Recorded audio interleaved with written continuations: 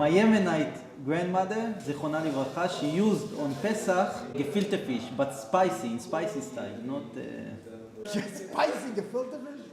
Hi, this is Rabbi Kopel. Someone asked me in my class a very interesting question. Why is it that within Judaism there seems to be so many different types of groups, especially within the Hasidic movement? You think the Hasidic movement is one big thing? That's not true. There's a whole bunch of different Hasidic movements. Now, there are too many details to this answer, but I'm about to give you a basic idea of what the answer is. Just so you should know that every day I generally teach a Talmud class, and I'm very bad at keeping to the text. So I very often go off topic, and you're welcome to follow my channel by subscribing and hitting the bell, and you're going to be notified when I go live. You could actually comment and on the live video, and in the class I will respond to you. I do this very often as well. I have a black kippah, which usually means Hasidic, not Muslim. They usually wear a white kippah. Certain Hasidic groups actually wear a white kippah as well. If you wear a big white kippah, then maybe you're Muslim, right? But there are the Breslov like wearing the big white kippahs, but there's a different style. So yeah. Anyways, back to what you were saying. You asked a very good question about the Hasidic movement.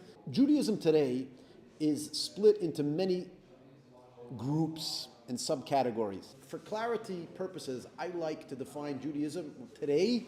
There's really two Jewish groups, or so-called Jewish groups, claims to Jewish groups. There's what I call authentic and synthetic. Okay, authentic Judaism are people that are reading the tradition, reading the books and saying, I'm going to follow what I understand in the books, right? Synthetic are people who believe that they have rights to go beyond the books, okay? Now, in each of these two categories, there are multitudes of movements. I would suggest the majority of movements are actually within the authentic Judaism, right? Some people like putting it in a jar, calling it Orthodox Judaism. I don't like the name Orthodox. First of all, it has a lot of false narratives. What happened was when the Jews went in America, the bigger movements were Reform and Conservative, right? So what did they do? They decided that we're going to make there's three categories of Jews: Reform, Conservative, and Orthodox. What does that make Orthodox look like? It's like, hey, there's like the Reform, the Conservative, and then there's this little Orthodox people also, right? And they're the bigger ones, right? It makes them sound bigger, right? To put Orthodox into one jar is a historic and realistic fallacy. What people call Orthodox Judaism, I call authentic Judaism, or organic Judaism. Organic Judaism basically means that we're not interested in changing tradition, right? Whereas synthetic Judaism is when people say, you know what, we'll change here, we'll change there. Some people change more, some people change less. But at the end of the day, they believe that they have a right to change Judaism. If no one's changing Judaism, then how come so many Jews, even within the organic Judaism, why do so many Jews seem so different? And the simple answer is, Judaism is by far the most documented religion in the world. Okay, it's bigger than any other religion. If you look at the amount of books published for Judaism versus the amount of books published for any other religion, you'll see that Judaism beats them hands down. If you put all books of all religions together, we probably have 3 books for every book they have.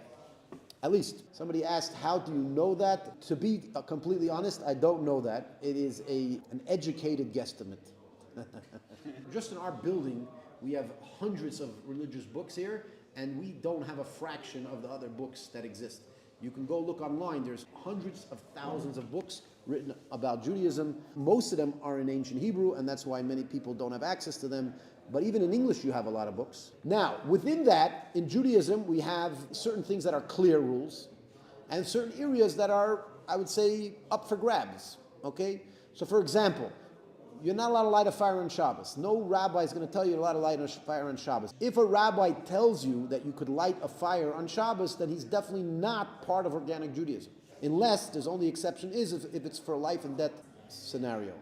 It's very hard to make a core claim about Judaism based on your feelings. Now, the fact that somebody 100 years ago decided he wanted to redefine it, well, how do you redefine a nation that's been around for 3,000 years and it's clearly been defined and accepted up to thousands of years ago was clearly, there was no question about it. There's a lot of things that are rules, and then there are areas that are not clarified.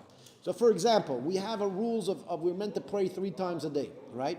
It doesn't say that you have to sing, it doesn't say you don't have to sing, right? So one community might sing, one community might meditate and kind of, do something very serious, right? So there's different culture. It says on Shabbat that you should eat meat and fish, right? The Ashkenazi world, they developed the tradition, gefilte fish, and that's it. If they don't have gefilte fish, it's not Shabbos. If there's no gefilte fish, he feels that the Sabbath didn't exist. But you have to realize that's an Ashkenazi, a European tradition. You go to the Svardim, the Middle Eastern Jews, on the contrary, a lot of them are disgusted by gefilte fish. Yeah. Like, gefilte fish? Yeah! Yeah, you like gefilte fish? No. Where's your family from again? My mom's Iraqi. Your mom's Iraqi. Forget about no gefilte fish in Iraq. If they brought gefilte fish to Iraq, It's a fish hot dog. Huh? It's a fish hot dog. It's a fish hot dog. Think about it. It's a fish hot dog. It's a fish hot dog. Yeah. Your Yemenite grandmother. Yeah. What'd she do? You gotta tell the stream, alright? Look inside. You gotta tell the stream. Come here, tell them. Say, talk. My Yemenite grandmother, Zichronah Livracha, she used on Pesach to make gefilte fish, but in spicy style, not sweet. What type of gefilte fish is spicy?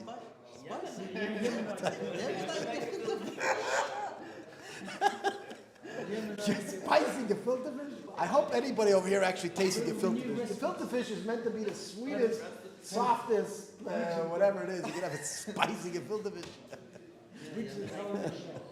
Somebody that mentioned horseradish. Yeah, the horseradish is the spicy stuff. Yeah, that's good. That's the whole point. The whole point is that you have sweet gefilte fish with a nice, sharp taste of horseradish, right? So it's kind of like how should I say? What's the word? They said contrast. The contrast is what makes it so special. Anyway, so back to what I was saying. So in the halacha, it actually says that we should eat fish on Shabbat, fish and meat on Shabbat, right? So in the Ashkenazi world, it developed to eat gefilte fish. In the Sephardi world, they eat other type of fish, right? And also meat. They have different traditions in how they make it and what spices. These aren't clear rules. The rule is to eat fish and meat on Shabbat. So you're going to go to any organic Jewish family, what I call organic Judaism, they're going to be eating some form of fish, some form of meat, unless, of course, they are vegetarian, which does happen every once in a while. I'm not sure why anybody want to do that, but no. You're definitely welcome, whoever wants to be vegetarian, although it's hard to be Jewish and vegetarian, A lot of peer pressure against it. Yeah, my brother's vegan. He's having a hard time. Your brother's vegan? Oh, yeah. What does he do? He goes, let me tell you something. People come to my house on Shabbat, and they call me up. They say they're vegan. My wife is like, I don't know if we're for you. Maybe find somewhere else. No, my wife she gets very nervous. My wife gets anxious if she's going to have a guest that comes to the house and doesn't eat anything. I mean, what don't we have mayonnaise in? Mayonnaise have eggs in it, right? So you're vegan. You can't eat mayonnaise, right? You put mayonnaise in it. Huh? Yeah, but what raw food do you see at my house? Right? Everything in my house has something in it. There are maybe a few things that don't have any eggs or milk or anything. There could be a few.